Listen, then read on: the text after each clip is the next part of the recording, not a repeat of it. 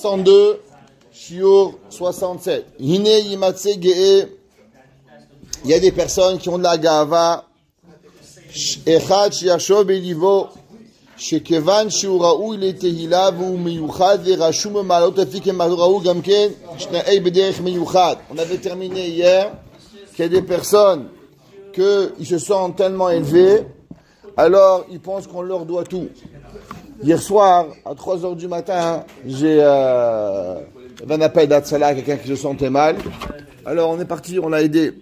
Et ce matin, il m'a envoyé, il m'a dit voilà, je vais te remercier, donc je vais, comment on appelle ça, dédicacer le shiur que je fais tous les jours. Je vais dédicacer mon shiur pour toi, gentiment, gentil monsieur. Alors il s'appelle Avraham Mishaou Kowalski.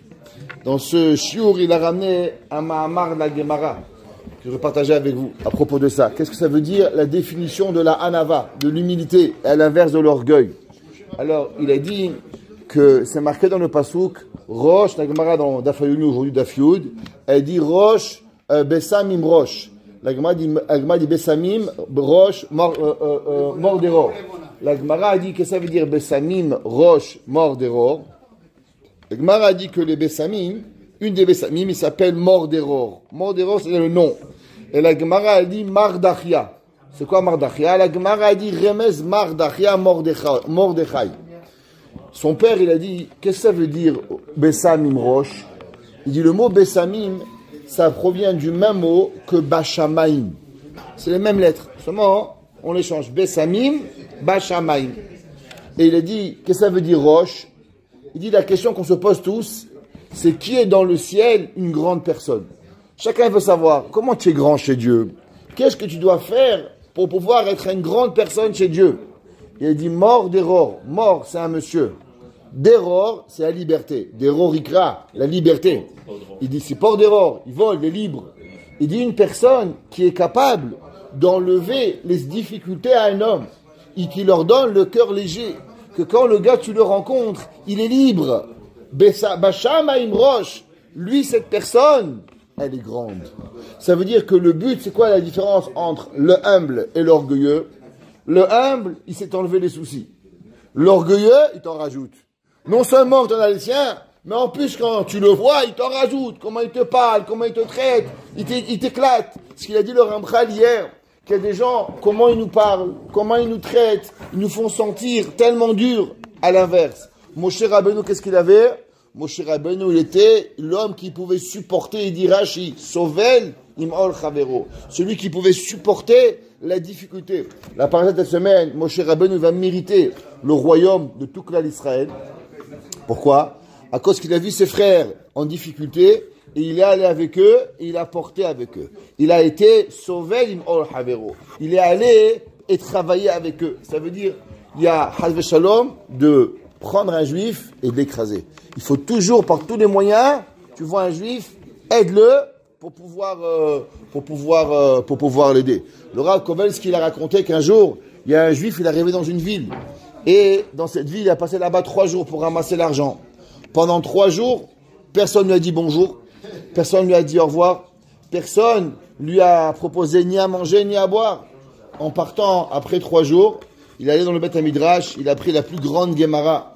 Et dans la Gemara, il a écrit là-bas, ici est passé un juif pendant 3 jours, et pendant 3 jours, personne ne lui a mangé, ni à boire, ni à manger, ni à rien du tout. Et les gens, ils ont vu ça, ils disent, c'est vrai, on a vu un juif.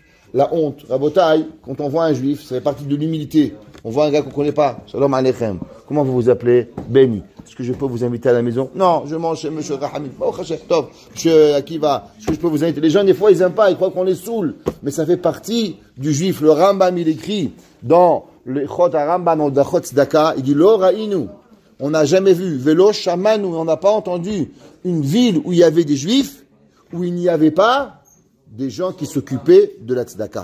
Où il n'y avait pas, quelque part, un endroit où un juif, il peut manger gratuitement. Un juif, il faut savoir, il y avait un joueur, il s'appelait Rav Michel Reiss, à Paris. Il avait une petite maison, il avait des invités.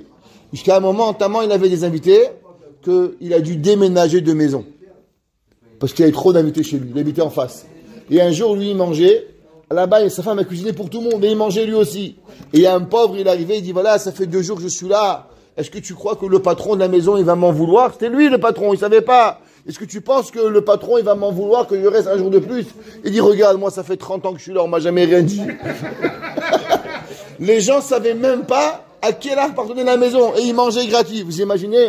Ça, c'est en tout cas, l'histoire pour Rav Kovelski d'hier soir, 3h du matin. Ok.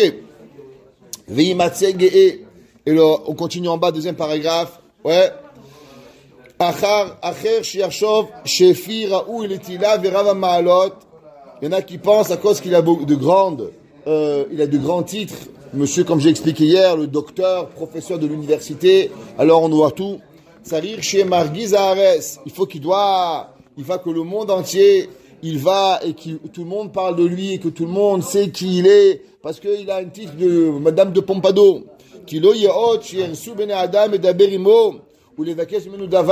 Et que malheureusement, il va démolir une personne qui va parler, et là, il va malheureusement leur crier dessus à la place de venir. Raconter une petite histoire de Rab Chaim Brisk. Rab Chaim Brisk, c'était le Rosh Yeshiva et le Rav de la ville de Brisk. Il était connu comme un génie de la Torah. Il apprenait 57 pages de Gemara par jour, Beyoun. Ça veut dire, le Rav Chaim, quand il en fait 7, lui, il en faisait 57 fois. 57 d'apim de Gemara. Rab Chaim Brisk, il connaissait toute la Torah. Béalpé, c'était un génie. Et un jour, il a vu un petit enfant dans la rue qui pleurait. Qu'est-ce qu'un Rav, il a à voir avec un enfant? Le Rav, il s'est arrêté. Il dit, mon petit chou, pourquoi tu pleures? Il dit, Rabbi, c'est pas juste. Vous savez quoi? Tous mes copains, ils jouent aux cow-boys et aux Indiens. Et moi, je veux être un cow-boy. Mais mes amis veulent que je sois un Indien. Et je veux pas être un Indien. Histoire vraie. Le Rav Chaim de Brisk. Il dit, qu'est-ce qu'il faut pour que tu sois un Indien, un cow-boy? Il faut avoir un Indien attaché à un poteau. Alors le Rav, il dit, tu sais quoi? Attache-moi à moi. Et l'enfant, il dit, ok. Il a pris la ficelle. Et il est attaché au poteau, le Rav de la ville. Imaginez-vous Rab Chaim Kanievski, Rav Obadia Yosef, et Michila Mikevodam. Rab Chaim de Brisk, c'était encore plus. Et il a pris le Rav, il est attaché au poteau. Les gens arrivant en Beth Midrash, ils ont vu Rab Chaim de Brisk attaché au poteau. Il y a un gars, ni une deux, il prend un couteau, il coupe la ficelle. Le Rav dit, vite, attache-moi. Il dit, pourquoi Rabbi? Il dit, parce que l'enfant, il va croire que c'est un autre cow-boy qui l'a délivré. Va le chercher et dis-lui que l'Indien, il est fatigué, qu'il faut le libérer. Il dit, mais Rabbi, où je veux courir? Il dit, débrouille-toi. Et les gens dans la rue, ils criaient, cow-boy, cow-boy, cow-boy. Et le petit garçon, il dit, qu'est-ce qu'il y a? Il dit, tu sais, l'Indien, même s'il est un Indien, il faut quand même le libérer. Il a froid. Ah, il dit, ok. Il a libéré le Rav, pas te mettre à Midrash. Ce qu'on appelle l'humilité de penser à un petit enfant. Nous, même pas on aurait regardé, parce que nous, on pense qu'on dit, ah, on vaut mieux. Mais Rav Chaim de Brisk, il a construit des gens. Rav Chaim de Brisk, il a compris qu'un enfant qui pleure, ça peut être démoli pour la vie. Rav Chaim de Brisk, il est allé. Il y avait un juif, après la Deuxième Guerre mondiale, il est arrivé, c'était un soldat américain. Je raconte cette histoire à chaque fois et je l'ai à chef de poule, parce que BMF, c'est un soldat américain. L'Amérique a donné des barres de chocolat aux soldats pour qu'ils se montent, barres énergisantes. Arrivant à Auschwitz, il a vu un enfant qui était très fatigué. Il a partagé avec lui sa barre de chocolat. Il y a un deuxième enfant qui est arrivé, il lui a donné sa deuxième barre de chocolat. Et d'un coup, les autres enfants, ils sont arrivés, ils n'avaient plus de barre de chocolat. Il dit, j'ai rien à vous donner, mais je peux te donner un hug. Je peux te donner un bisou. Alors il a pris dans ses bras comme ça, et il a enlacé. Les enfants tout seuls, ils ont perdu leur père, leur mère. Au moment où il lève les yeux, il a vu une queue de centaines d'enfants. Des centaines d'enfants. Et le gars, il s'est rassis, et durant toute la journée, il a pris chaque enfant, et il les a enlacés, et il les a embrassés, toute la journée. Des années plus tard, ces enfants, ils ont écrit qu'ils se retrouvaient orphelins, sans père, sans mère, ils avaient envie de se suicider. Et ce qui les a empêchés de se suicider, c'est le bisou qu'ils ont reçu ce jour-là, alors à combien ça leur a fait du bien, ça les a donné la force pour la vie. Des fois, vous ne savez pas, écraser une personne, vous le tuez. Élevez-le, vous lui donnez la vie. Ouais, ceux qui viennent un peu le matin ici, vous allez leur faire une petite blague, pas pour rien. C'est pour leur donner la vie. Il y en a un autre, Baal Gava. Shersho belibo, shekvar ou kolkach gadol ou mechubad, ad sheyefshar la kavod shitparesh mimenu, ve'eno tseich klal. Alors, il y a des gens qui sont tellement orgueilleux, ça c'est le top. Mais eux, c'est vraiment le top du top, comme il dirait Gad Elmaleh, au top. Ouais, parce que lui, qu'est-ce qu'il a? Lui, il croit même que le kavod que tu lui donnes, il n'est pas assez. Il dit, qu'est-ce que tu vas me donner? Tu veux m'appeler rabbin? Ça vaut pas la peine. Que tu vas m'appeler président? Ça vaut pas la peine. Ouais, ou la rote à Davarazé. Et comme tellement ils veulent te faire montrer que le kavod que tu leur donnes, il n'est pas assez grand, Yasema Simkema c'est Anav. Il dit non, mettez-moi au bout de la synagogue. En vérité, il aimerait être sur le Echal, pas à côté du Echal. Il aimerait qu'on le mette sur le Echal, qu'on lui mette la couronne du Sefer Torah. Mais comme tu peux pas lui mettre la couronne du Sefer Torah, donc lui mettre à côté du Echal, c'est pas assez. Alors qu'est-ce qu'il faut? Il se met derrière pour que tout le monde dise ah, c'est un grand rabbin, il n'aime pas le kavod. Hein. Mais en vérité, il fait croire qu'il n'aime pas le kavod. Mais il est le plus grand malade de kavod qui existe. Les gens disent, moi je suis pas rab, m'appelle pas rabbi. Mais en vérité, appelle-les Jean-Jacques, tu vas voir comment ils vont te sauter au visage. Ouais. La Gemara dit qu'il y avait un jour un homme, il avait, quand il marchait, il faisait attention, il y avait des gardes, qui quand il marchait, qui voyaient qu'il n'écrasait pas des fourmis. Ouais. Il avait des gens qui surveillent quand il était devant, qu'il n'y avait pas des fourmis. Un jour, il y a eu un mort. Ils lui ont demandé au Rav, toi, rabbin, tu sais tout. Qui a tué la personne? Il a dit celui-là. Il dit, c'est pas possible. Même les fourmis, il les écrase pas. Il dit, dans la Gemara, il y avait des grands rabbinim. Rabbi Shimon Bar Yochai, Rabbi Akiba, Rabbi Meir. On n'a jamais entendu qu'ils ont fait attention de ne pas écraser une fourmi. Si Rabbi Meir Balanez, Rabbi Shimon Ben Yochai, il faisait pas attention à écraser une fourmi, celui qui fait attention à écraser une fourmi, alors sûrement qu'il est mafriz à l'amida. Du fait qu'il est tzaddik arbé, alors il est aussi racha arbé. À la fin, c'est lui l'assassin. Et le roi, il est parti, et Kachaya, il a trouvé qu'il était un assassin. À cause de quoi? À cause que celui qui jette le kavod, alors en vérité, c'est qu'il aime trop le kavod. Velibo mitnase bekebo les morts, ani kol karam, et moi je suis tellement grand et tellement élevé, il y avait un jour un mariage, il y avait un millionnaire qui devait venir. Millionnaire. Je vais lui parler pour la yeshiva. Bon, monsieur, il a rien donné, mais c'est pas grave, notre histoire. Et je ne le connaissais pas. Alors je cherche et je dis, est-ce que tu connais un tel? Alors non, je cherche, et d'un coup je dis, c'est lui. Mais d'où tu sais? Je dis, regarde, tout le monde ici, là, la cravate, elle est fermée. Le seul qui marche la cravate ouverte, c'est lui. Pourquoi? Parce que nous tous, on a l'archouma, on n'est pas riches. Alors on fait un peu attention à nous, on veut que la cravate elle soit bien serrée, le costume il est propre. Le seul qui est capable d'arriver avec un mariage, la cravate défait, et qui en a rien à foutre de tout le monde, c'est qu'un riche. Je ne me suis pas trompé. Il était tellement comme ça, il a eu la cravate ouverte, la chemise ouverte, il arrivait à faire une bracha sous la choupa, avec une gava, mais qui explosait tout le monde. Il n'avait même pas le kavod de fermer la cravate. Il dit le Ramchal, ceux qui te font croire qu'ils n'aiment pas le kavod, c'est que le kavod, il n'est pas assez bien pour eux. Ani kokaram, shekvar yitze le kavod, ve'en li levater alav, shekvar rav ou etzli, parce qu'il est grand. Ve'imatse ge'e acher. Il dit le Ramchal, j'ai encore un autre énergumène, parce que ce sont des énergumènes qui sont là. Vous savez, il y a des gens, vous savez, il y a, en anglais, il y a ce qu'on appelle, il y a des gens qui disent, tout est à vendre. Il faut juste demander combien. Il y a un jour, un gars, il m'a dit dans la vie, tout ce que tu vois est à vendre. Seulement, le seul chose, c'est le prix que tu donnes. C'est tout. Tu veux une maison, il y a en France, ça a fait un scandale. Il y avait un Américain, il est allé en France, et il a visité un château. Il a visité un château, un très beau château, et il a aimé le château, millionnaire. Il a demandé au monsieur, combien vous vendez votre château? Il dit, c'est pas à vendre. Non, mais tout a un prix. Combien ça vaut le château? Il dit, ça vaut 10 millions d'euros. Il dit, je vous donne 45 millions d'euros, vous dégagez tout de suite. Quoi? Et le gars, il a dit, vous prenez rien. Vous laissez tout. Et le gars, il est sorti, un chèque de 45 millions d'euros, et il a laissé partir. Ça fait un scandale, comment des gens, ils peuvent envahir la vie des gens. Pourquoi? Parce que avec l'argent, il peut tout acheter. Il est libre de tout. Il y a des gens qui pensent que tout est achetable. Il y avait même des gens, ils sont achetables. Mon Rav, il disait, il y a même des gens que tu peux racheter l'intégrité avec de l'argent. On avait un jour, notre Rav, il est venu à un monsieur, il était Cohen. Il a dit, Rabbi, voilà, j'ai rencontré une fille, elle est divorcée, j'aimerais que vous me mariez. Alors, le Rav a dit, c'est assourd. Alors, il a dit, regardez, Rabbi, on va arrêter là.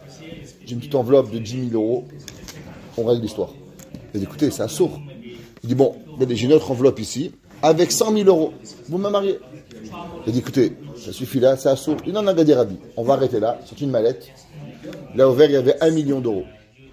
Il dit, voilà, Rabbi, prenez le 1 million d'euros. Je ne suis jamais venu. La semaine prochaine, vous me mariez. Et c'est à vous. Le Rav, il lui a dit, si vous ne sortez pas du bureau, j'appelle 4 Bachourim qui vous cassent tous les os. Le monsieur, il s'est levé et dit, Shalom, Alecha, Rabbi Umori. Je ne suis pas divorcé, je suis marié, j'ai des enfants, Baruch Hashem.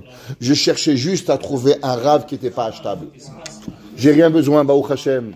Je voulais, il y en a qui ont craqué à 5 000 euros, il y en a qui ont craqué à 20 000 euros, il y en a qui ont craqué à 100 000 euros, mais toi-même, 1 million, tu n'as pas acheté. Il y a des gens, ils sont tout achetables. Il y a des gens, leur valeur, elle vaut rien. Pourquoi? Ils croient à rien. Pour avoir un peu de kavod. Il y a quelque temps ici, il y avait quelqu'un qui est venu visiter la ville. On va dire, il y avait un certain groupe. Il y a des personnes qui ne croient pas à ce monsieur, qui ne croient pas à ce qu'il fait. Mais pour avoir avoir du bénéfice, ils ont fait des photos avec lui, se sont mis à côté. Et j'ai vu ça, j'ai dit, aïe, vavoy, combien les gens, ils sont achetables. Combien tu vaux? Combien tu vaux? Tu es capable de te vendre des idéologies pour avoir de l'argent. Torah, nous, on n'est pas vendable. Un gars, il va te dire, mon fils, je te donne 100 000 euros, tu ne mets pas tes filines. Il dit, 1 million d'euros, mais je ne t'écoute pas. Ça ne m'intéresse pas. Ah, qui va? Est-ce qu'on vend les filines à 1 million d'euros? Un Shabbat, tu les vends à 1 million d'euros? Avec Shalom, béni. Tous les vendredis, béni, ferme le magasin, Bessimcha Rabba, il est Kedushat Shabbat. Oui, il aurait pu faire plein d'argent. Mais ça ne lui vaut pas l'argent. Pourquoi? Kedushat Shabbat. Mais comment ça commence qu'une personne, elle est achetable? C'est parce que c'est l'orgueil, parce qu'on croit qu'on nous doit. L'homme qui sait qu'on ne lui doit rien et qui doit tout, alors l'homme, il a pas l'orgueil. Et il dit, que l'homme, il veut être écrit, ou il tiachel birachav, je ne sais pas si vous connaissez Rabbi Jacob. Quand Rabbi Jacob il arrive parler, alors tout le monde lui dit lumière céleste. Et qu'est-ce qu'il dit Rabbi Jacob? Oh, ça c'est bien. Il y a des gens qui aimeraient que chaque fois qu'ils arrivent à la yeshiva, au kollel, on leur dit grand rabbin, tzaddik. Il y a déjà un jour, j'étais invité à une fête, ils ont nommé un président d'honneur. Ouais, Mouchrat de Midotav, Racha. En tout cas, c'est pas grave. La Gemara a dit que dans ce monde, tout ce qui est en haut, en vérité, il est en bas. Et ils ont fait un spell sur lui. Voilà ce monsieur, qu'est-ce qu'il fait? Je dis, mais attends, il n'est pas mort. Il est encore en vie. Début, tu fais le respect des gens. Quand le mec, il est mort. Et devant lui, il était là. Il écoute. Il dit, mais c'est pas possible. Comment un homme, il arrive à écouter toutes ces choses-là sur lui? Mais il n'est même pas encore mort. Quand tu es mort, tu es mort. Je peux pas, mais vivant. Comment c'est possible qu'il arrive? Eh bien, ça, c'est la gava. L'homme, il a besoin qu'on dise de lui des grandes louanges. Pourquoi il est arrivé? Et là, chez Rotse, chez Od, Yirbou, Léosif, chez Ouanav, chez Ba'anavim, les hommes, ils aiment qu'on dise de eux qui sont humbles. Zé Midgae Ba'anvato. Celui-là, il devient un orgueilleux avec l'humilité. Si un homme, il veut qu'on dise de lui qu'il est humble, c'est qu'il veut devenir orgueilleux avec l'humilité. Il veut qu'on fasse montrer qu'il se sauve du kavod. Il y avait un jour un homme, il est venu voir un rav. Il dit, Rabbi, c'est marqué dans la Mishnah en Pirkei Avot, tout celui qui se sauve du kavod, le kavod, il l'attrape. Il dit, Rabbi, tous les jours, je me sauve du kavod, et le kavod, il n'est pas encore arrivé. Il lui a dit, oui, parce que tous les jours, quand tu t'es sauvé, tu tournes la tête pour voir si le kavod, il t'a rattrapé. Ok? C'est-à-dire, celui qui se sauve du kavod, c'est vrai. C'est pas que tu te sauves pour qu'il te rattrape. Si tu te sauves pour qu'il te rattrape, ça marche pas. Veine ge'e kaze, yasim atzmo, tachat ketani mimenu, arbe, o tachat nivzim sheba'am, et ils se mettent sous les gens, soi-disant, shiarshov la harod bazé tachit anava, parce qu'ils voudraient qu'on le pense pour un homme qui est humble. Et maintenant, il est devenu tellement bal gava que la seule chose qu'il rêve, c'est qu'on dise de lui qu'il est anav. Ça veut dire que Rav, Admour, Tzadik, Baba, tous les titres, ça vaut pas la peine. Tu sais qu'est-ce qu'il veut qu'on dise de lui? Qu'est-ce qu'il est Anaf, comme Moshe Rabbeinu. Ouais, c'est ce qu'il rêve. C'est marqué l'Okam Israël Navi que Moshe Od. Qu'est-ce que toi tu viens? Et un jour, quelqu'un a fait un discours sur un homme, il a dit Tana Ha'ilaki. Je dis, attends, vous savez ce que ça veut dire Tana Ha'ilaki? Mais le mec, il fume des clopes tous les matins au soir, il voyage de monde en première classe. Qu'est-ce que vous l'appelez Tana Ha'ilaki? Il est où arrivé? Tana Ha'ilaki sur un homme du 21e siècle. Il faut se calmer, les nerfs, là. Vous avez fumé de la moquette, comme dirait ma mère. Ouais? Qu'est-ce que vous avez fumé? Mais c'est pas possible. C'est qu'on est devenu fou. On connaît plus les réels titres à donner. Il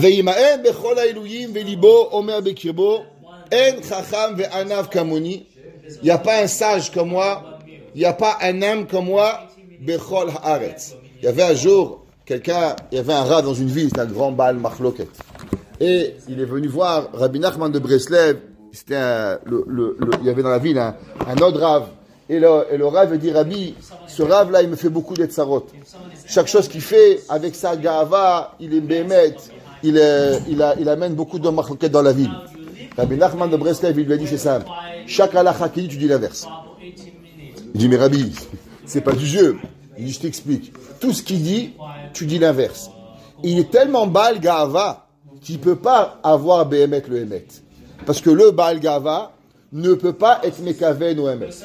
Il dit Moutar, tu dis Assour. Il dit Assour, tu dis Moutar. Et après, va dans les livres, tu verras que tu as raison. Il dit, mais tu dois savoir que l'orgueilleux, qui est généralement le Baal Mahloket, tout ce qu'il dit A, tu dis B.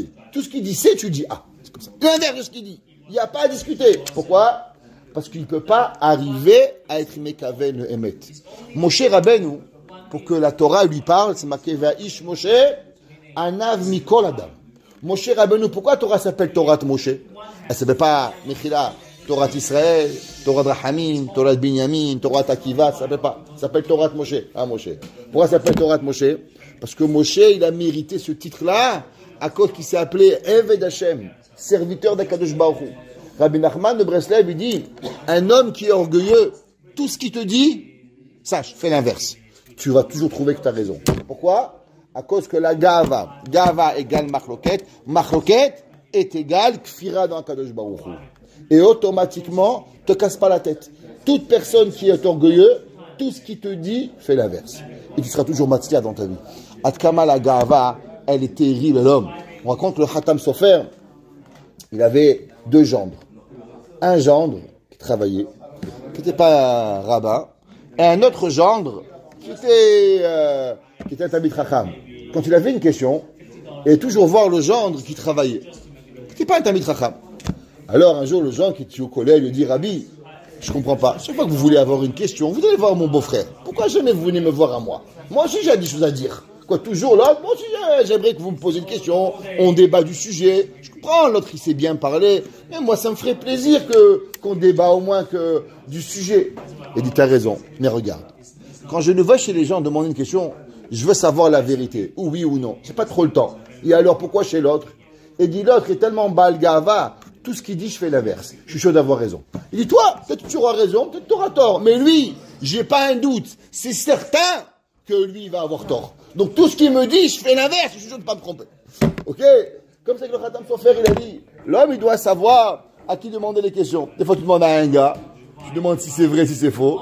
Mais il y en a une chose que tu es sûr. Tu es sûr que ce qu'il va te dire, tu fais l'inverse.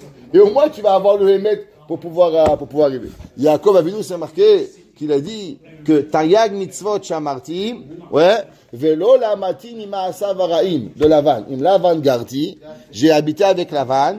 Tayag mitzvot shamarti, velo lamati mima'asav haraim. Tout le monde demande la question.